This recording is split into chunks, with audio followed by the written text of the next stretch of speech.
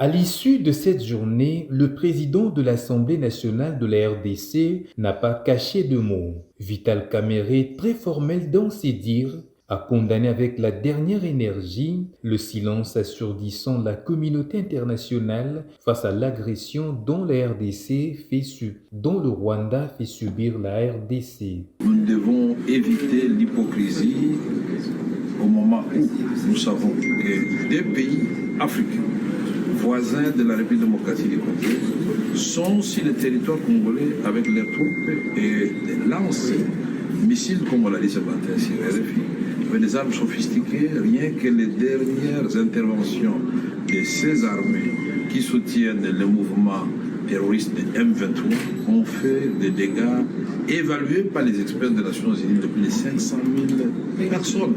Un drame humanitaire. Mais le même rapport des Nations Unies parle de plus de 10 millions de morts dans la République démocratique du Congo. C'est un génocide oublié. Et nous, en tant qu'élus du peuple, dans le cadre de la diplomatie parlementaire, nous avons l'obligation de dire haut et fort notre désapprobation face à ce silence assourdissant de la communauté internationale. Et nous engageons l'OIF à travers l'Assemblée parlementaire de la francophonie hausser le ton. Vital Kamerhe a dénoncé en outre l'hypocrisie de Louise Mushikiwabo, secrétaire générale de l'Organisation internationale de la francophonie, qui a ignoré la présence des militaires rwandais dans la guerre qui sévit dans l'est de la RDC. Nous protestons de la manière la plus énergique, de voir que Madame la secrétaire générale de l'Organisation internationale de la francophonie a parlé des conflits dans le monde en énumérant les pays.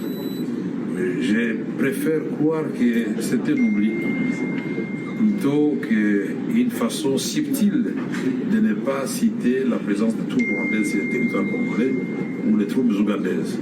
Mais nous allons, croyez-nous, donner un message très fort. Pour rappel, Vital Kamerhe et plusieurs autres parlementaires congolais prennent part à ce forum.